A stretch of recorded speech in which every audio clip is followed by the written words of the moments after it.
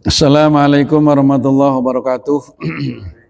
Jemaah sekalian yang dirahmati Allah, alhamdulillah pada malam hari ini kita semuanya masih dalam ketetapan iman Islam, dalam kondisi sehat walafiat jasmani dan rohani, dan lebih-lebih kita bersyukur pada Allah karena kita selalu istiqomah duduk di majelis taklim.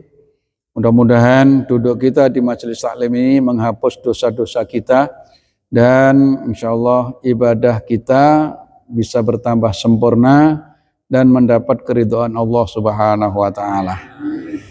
Kita kitab Bulughul Maram ya, yang ditulis oleh seorang ulama besar yaitu Al-Imam Al-Hafidh Ibnu Hajar Al-Asqalani. Kita sampai pada bab sifat sholat, hadis yang ke-216 tentang bacaan dalam ruku'. Kita baca bersama bisa supaya kita mendapat keberkahan dari baginda Nabi kita Muhammad sallallahu alaihi wasallam. Bismillahirrahmanirrahim. Wa an Abi Sa'idin Al-Khudri radhiyallahu anhu qala kana Rasulullah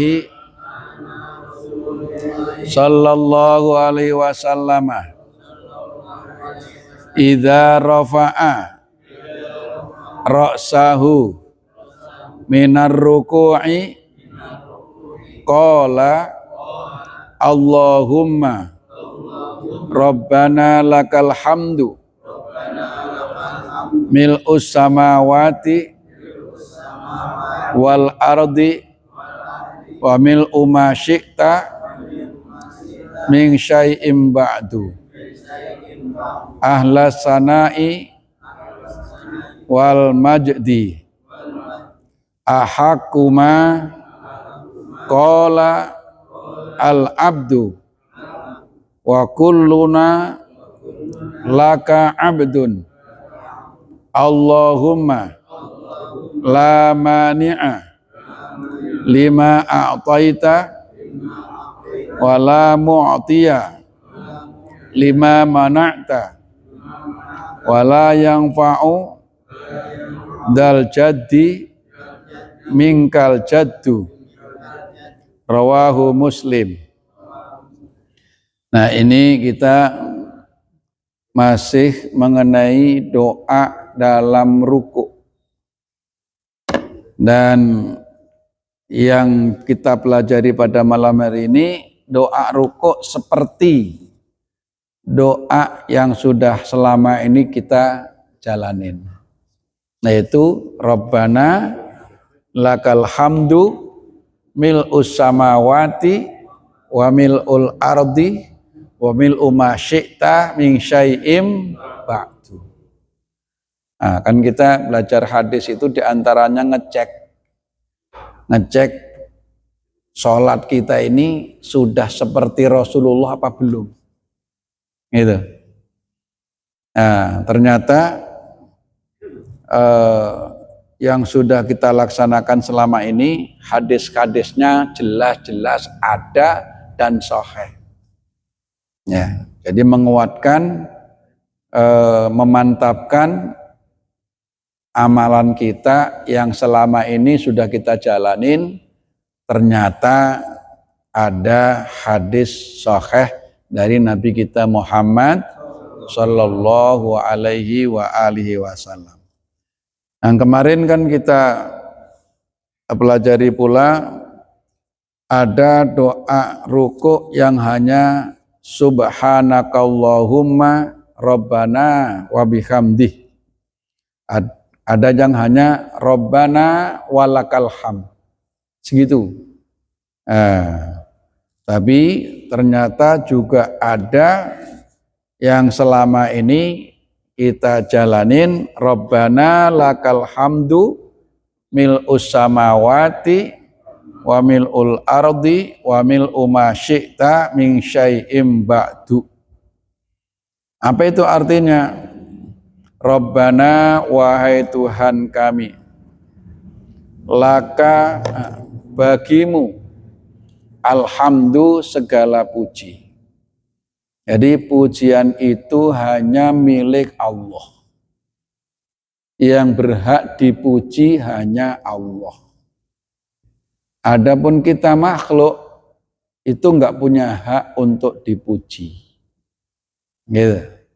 Kenapa? Karena kita hanya sekedar dikasih, bukan yang punya.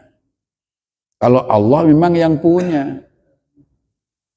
Karena semua itu apa yang ada di langit dan bumi milik Allah. Lillahi ma fis samawati wa ma fil ard. Sehingga yang berhak dipuji memang Allah. Adapun diri kita dipuji oleh sesama karena punya kelebihan-kelebihan, itu hanya sebagai titipan dari Allah. Ya kan? Misalnya kita cerdas. Yang menciptakan otak kita siapa? Allah. Ya kan? Yang ngasih kecerdasan kita Allah. Kita muji orangnya, sehingga orangnya yang kita puji, dia harus mengembalikan kepada Allah, gitu. Misalnya si Ahmad, hebat kamu Mat, hebat banget kamu Mat, gitu kan? Tenaga kamu mantep, wah gitu kan. Lah, Ahmad tinggal alhamdulillah, karena semuanya itu pemberian Allah, sehingga dikembalikan kepada Allah. Rabbana lakal hamdu mil'us samawati, yaitu sepenuh langit, wal ardi, dan sepenuh bumi. Apakah pujian Allah itu hanya sepenuh langit dan bumi? Enggak. Lebih daripada itu, yaitu wamil umasyikta, dan sepenuh apa-apa yang Allah kehendaki. Memang selain langit dan bumi masih ada enggak planet-planet yang lain? Ada. Jumlah planet di alam raya ini miliaran.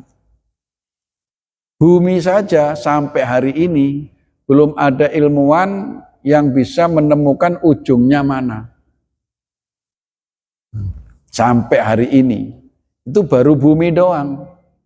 Nah, maka pujian Allah itu memenuhi langit bumi, memenuhi apa saja selain langit dan bumi. Terus wamil umasyikta min syai'im ba'du. Pujian Allah tidak hanya sekedar di dunia, tapi juga setelah dunia, yaitu akhirat. Gitu. Jadi sholat itu isinya adalah tasbih, isinya adalah pujian, isinya itu adalah sanjungan kepada Allah. Isinya itu adalah ketundukan kepada Allah, itu sholat. Maka orang yang sholat dan bisa menjaga sholatnya, itu udah cukup untuk mendapatkan kebahagiaan dunia dan akhirat. Maka jaga betul sholat itu.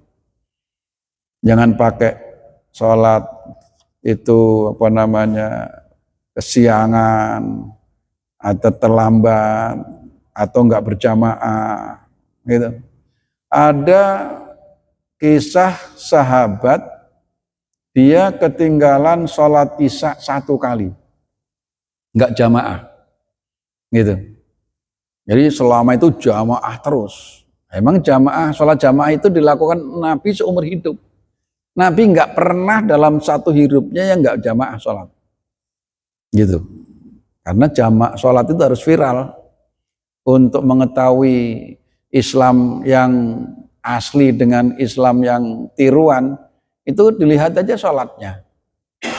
Kalau sholatnya nggak sama, ada pasti melenceng, ya kan?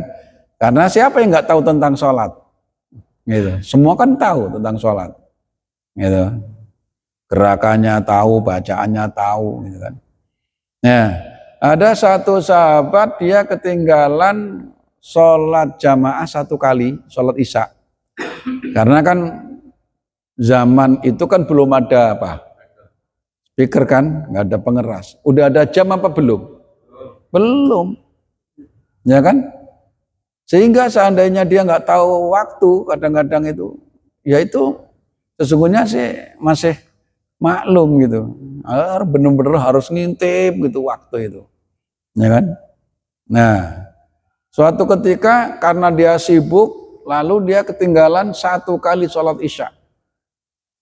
Saking pengennya dapat sholat jamaah, barangkali masih ada di tempat lain yang belum sholat, sehingga dia itu mengeluarin kudanya, dia nyari ke arah 4 arah, ya, dari timur, barat, selatan, ya, utara, dicari, ya, karena ternyata sudah nggak ada, karena rata-rata sholat isya orang kan kalau yang berjamaah rata-rata bareng kan, mulai selesai semua kan, gitu. Kita ketinggalan sholat jamaah di sini, kita lari ke Tamamul Ikhlas, kira-kira masih ada nggak sono? Nggak ada juga. Kita lari ke Zumratul Muhajirin, kira-kira masih ada nggak? Ya sama. Nah itu sahabat sih akhirnya nggak menemukan. Karena dia nggak menemukan, maka dia ganti ketinggalan sholat isya satu kali itu dengan sholat sunnah dari mulai isya itu sampai ketemu subuh. Sampai ketemu subuh. Saking nyeselnya ketinggalan satu kali sholat jamaah. Gitu.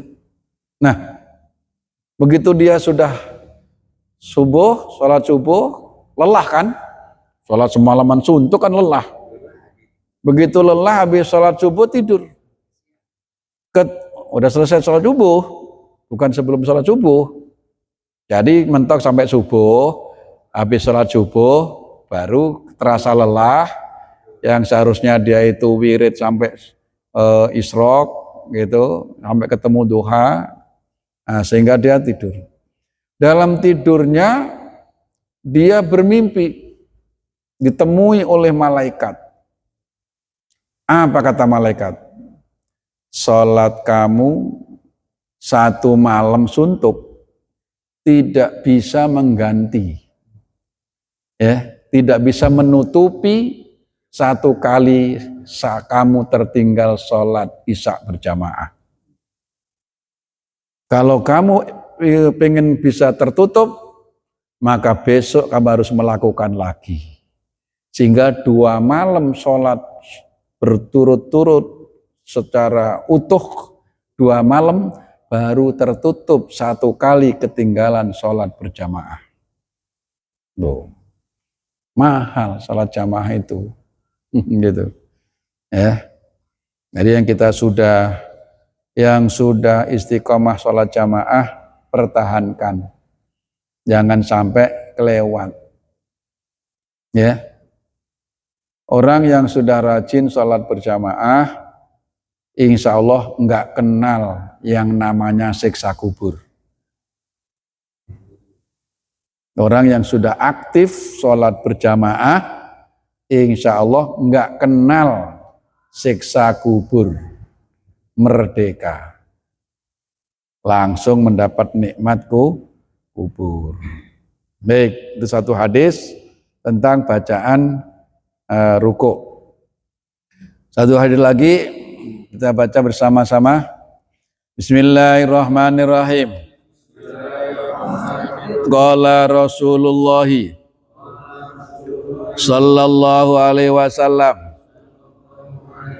umirtu an asjuda ala sab'ati a'dzumin alal juhbati wa asyara biyadihi ila anfihi wal yadaini wa rukbataini wa atrafil qadamaini muttafaqun alaih. Nah, kalau ini anggota sujud, ya, anggota sujud. Dari Ibnu Abbas radhiyallahu an, dia berkata, Rasulullah SAW bersabda, saya diperintah sujud di atas 7 tulang, ya, a'dzam, tulang. 1, dahi. Beliau memberi isyarat dengan tangannya kepada hidungnya. Jadi dahi, kalau kita sujud nih, terutama dahi, kemudian supaya lurus, hidung pun nempel. Kalau hanya dahi doang berarti nungging. Tapi kalau hidungnya juga kena, berarti dia gitu, rata. Ya, sujud begitu.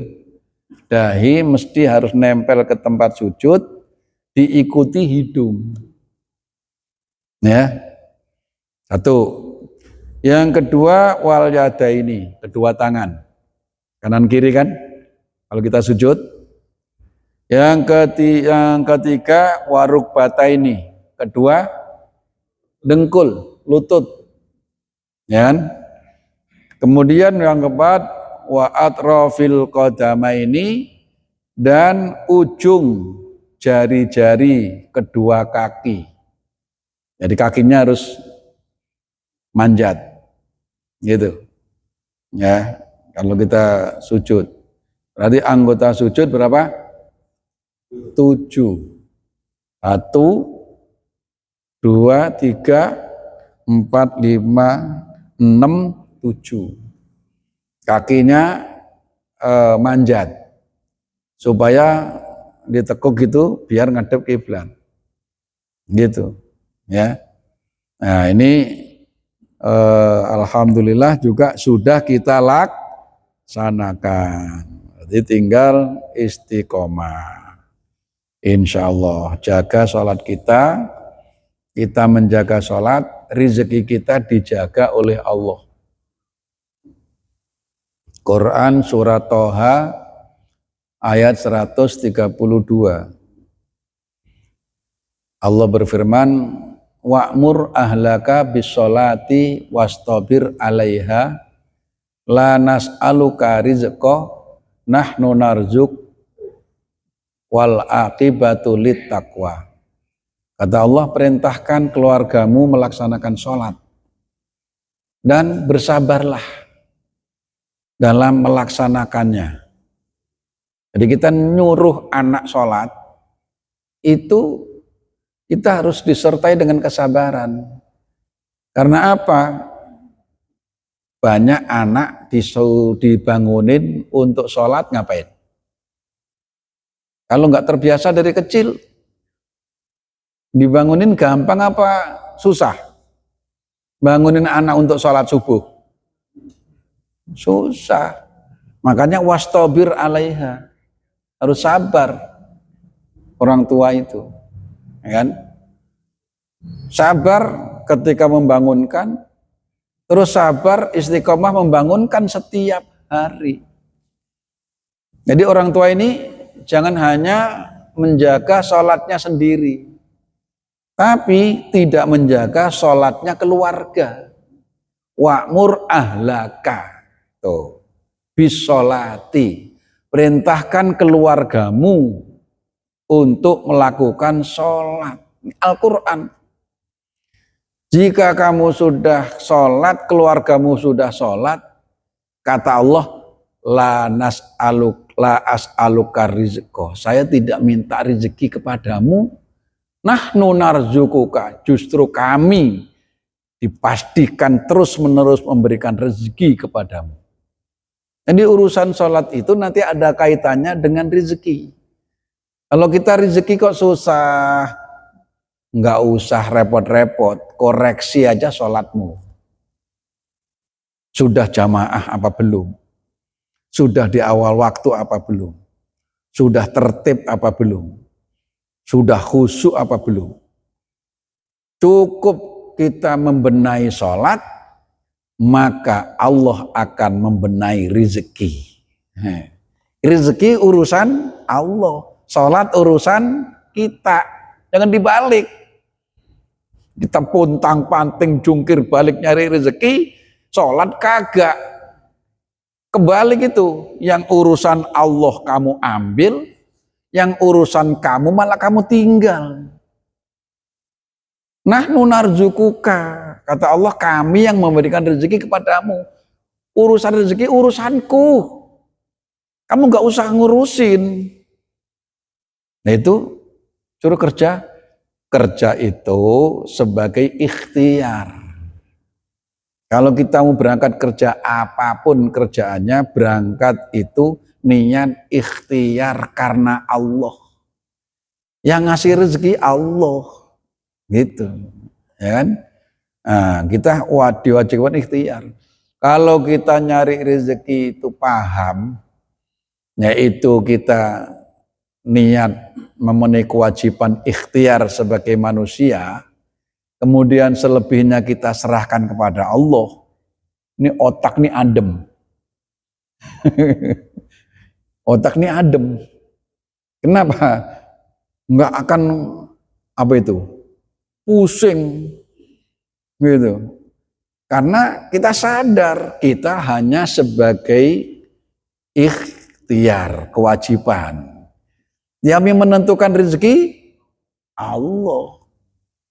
Sama-sama orang berangkat pagi, rezekinya sama apa enggak? Enggak. Sama-sama jualan nasi pecel, rezekinya sama apa enggak? Enggak. Ya kan? Padahal bikin nasi pecelnya sama, bukanya sama pagi-pagi, ya kan? Kemudian resepnya juga berusaha seenak mungkin. Tapi yang namanya rezeki, walaupun dagangnya berdekatan, enggak sama. Karena Allah yang membagi. Kita hanya ikhtiar. Maka benahin sholat, enggak usah ngoyo rezeki, nanti Allah sendiri yang akan ngasih rezeki. Ada rezeki itu kaitannya dengan sholat. Itu ayatnya begitu. Itu. Wa'mur ahlaka bis-sholati wastabir 'alaiha la nas'aluka rizqa nahnu narzukuka. Gitu. Wal aqibatu littaqwa. Ya, mudah-mudahan kita bisa menjaga sholat kita dan keluarga kita sehingga kita akan mendapatkan kebahagiaan dan juga keluasan rezeki, ya, sehingga kita bersama keluarga bisa menikmati, ya, kehidupan, kebahagiaan dunia dan akhirat. Insya Allah. Terima kasih. Al-Fatihah. A'udzubillahi minasyaitonirrajim. Bismillahirrahmanirrahim. Alhamdulillahirabbil alamin arrahmanir rahim maliki yaumiddin. Iyyaka na'budu wa iyyaka nasta'in ihdinas shiratal mustaqim. Shiratal ladzina an'amta 'alaihim ghairil maghdubi 'alaihim waladdallin. Amin. Wa'fu 'anna ya karim bi rahmatika ya arhamar rahimin. Bismillahirrahmanirrahim. Alhamdulillahirabbil alamin. Allahumma shalli wa sallim ala sayyidina Muhammad wa ala ali sayyidina Muhammad. Rabbana ighfir lana dzunubana wa liwalidayna warhamhum kama rabbawna shighara wa li jami'il muslimin wal muslimat wal mu'minin wal mu'minat al ahya'i minhum wal amwat. Rabbana atina fid dunya hasanah wa fil akhirati hasanah wa qina adzabannar. Sallallahu ala sayyidina Muhammadin wa barik wa sallim. Subhana rabbika rabbil izzati amma yasifun wa salamun al mursalin walhamdulillahi rabbil alamin. Assalamualaikum warahmatullahi wabarakatuh.